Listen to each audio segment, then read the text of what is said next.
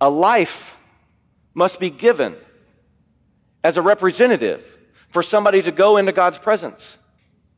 When we partner with God, it creates a fellowship. And that is also a gift from the Lord. In Leviticus chapter 17, this is the craziest thing. Leviticus is kind of like the manual for the priest, and it talks about the sacrifices the people are supposed to give to the Lord. And when we think of sacrifices, a lot of times we think of those pagan sacrifices. The pagan sacrifices work like this. We have an angry God, and we have to bring him an offering that's going to be good enough to appease the angry God. That is not how the sacrificial system works in Jerusalem.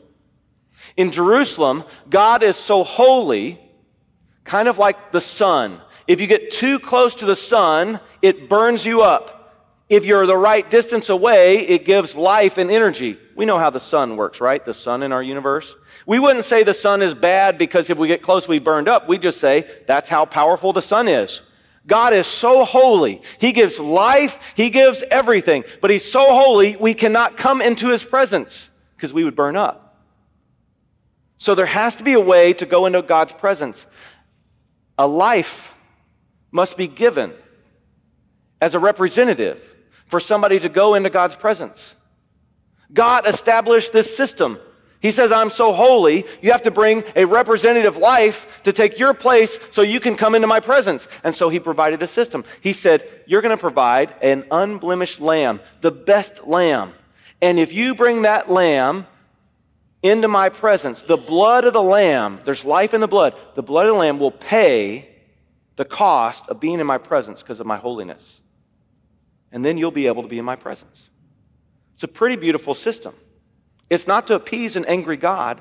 It's a system set up so that we can move into his presence. In Leviticus chapter 17, verse 11, for the life of a creature is in the blood, and I, God, have given it to you to make atonement for yourselves at the altar. Who gave the lamb? Who gave the system? Who gave the blood that can be used as a representative? God, God, God. And when we follow his pattern, we end up in a partnership with him, a fellowship. I think it's kind of beautiful that God not only sets up a system that we can move into his presence, but then he provides the sacrifice, the offering to be able to move in his presence too. This is beautiful.